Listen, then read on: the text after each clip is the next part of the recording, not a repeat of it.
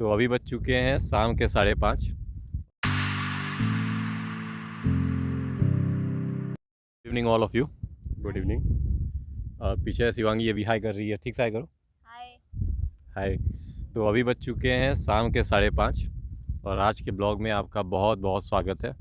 तो अभी जिस जगह पे हम लोग हैं, अभी हम लोग एक बहुत ही खास नदी के बांध पे हम लोग खड़े हैं और उस नदी का नाम है नारायणी नदी या गंडक नदी। हाँ, जिसे आप गंडक नदी के नाम से भी जानते हैं। तो अभी ये जगह का अगर आपको हम व्यू दिखाएं तो इतनी ही खूबसूरत है। हम लोग के पीछे आप देख रहे होंगे, पीछे पूरी वो गंडक नदी है और ये बांध है जहाँ पे अभी हम लोग खड़े हैं। हम तीनों भाई बहन यहाँ पे आए हुए हैं और व्यू बहुत ही खूबसूरत लग रहा है। एकदम शाम का टाइम है और पूरा अच्छी हवा चल रही है, ठंडी ठंडी हवा भी चल रही है। और इधर साइड दिखाते हैं आपको, पूरा इधर एक छोटा सा गांव बसा हुआ है और ये पीछे आप पूरा देख पा रहे होंगे, पूरे खेत ही खेत हैं यहाँ पे, जहाँ पे अभी के टाइम पे पानी भी लगा हुआ है। लेकिन यहाँ पे किस चीज़ का अभी धान की बुआई होगी अभी। धान की बुआई हो गया, यहाँ धान बोया जाएगा अभी। पीछे हमारे गांव है और ये रहा सामने गांव हो गया और पीछे है हमारी गंडक नदी या नारायणी नदी।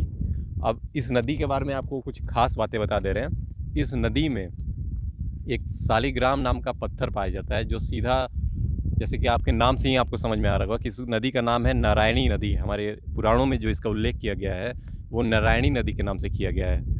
नारायणी यानी कि भगवान नारायण श्री कृष्ण, उनसे इसका ताल्लुक़ है।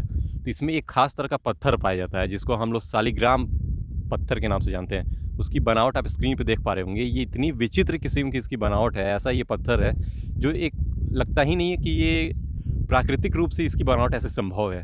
अब ये कोई नहीं जानता कि ये कैसे बना और ये पत्थर कहाँ से आता है। हालांकि ये नदी का जो स्टार्टिंग है, जहाँ से ये नदी आती है, इसका जो ओरिजिन है वो हिमालय से है। बट ये पत्थर मात्र और मात्र, हिमालय से तो बहुत सी नदियाँ निकलती हैं, लेकिन ये पत्थर मात्र केवल नारायणी नदी में पाई जाती है।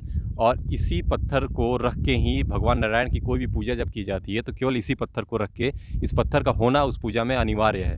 ये भगवान नारायण का साक्षात ये स्वरूप माना जाता है इस पर। तो आपको अब हम दिखाते हैं इस नारायणी नदी को, और चलिए थोड़ा और पीछे चलते हैं, फिर आपको दिखाते हैं।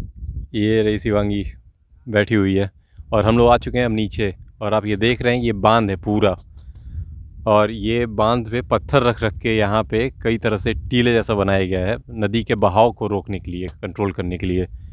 और यहाँ पे नीचे इधर सामने की साइड देखो, ये बालू के बोरे हैं सब ढेर सारे, जिनको बांध के एक पूरा टीला जैसा बना दिया गया है। और ये सामने बह रही है गंडक नदी, नारायणी नदी, हाँ, या नारायणी नदी, जो भी हम लोग बोलना चाहें इसको बोल सकते हैं। पूरा काफ़ी लंबा चौड़ा, दूर दूर तक केवल यही दिखेगा ही अगर ये देखा जाए तो।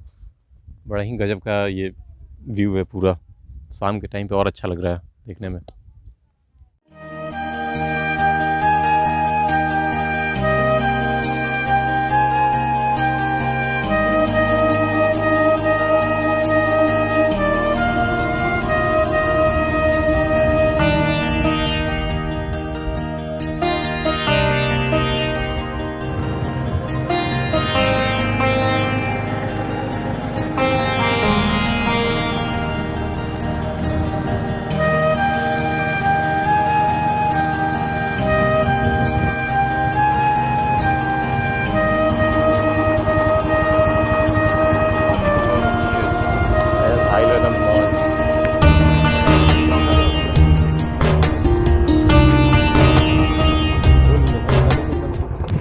नदी किनारे हम लोग बांध पे चल रहे हैं। हम लोग देख रहे हैं नदी एकदम बांध के एकदम पास पे आ जाए। इस टाइम पे नदी में पानी नेपाल की तरफ से छोड़ दिया जाता है, इसकी वजह से उफान आ जाता है इसमें। और ये चीज़ बता दिया जाए कि नेपाल ठीक इसका एकमात्र पुल है जिसको पार करने के बाद से नेपाल का बॉर्डर आ जाता है।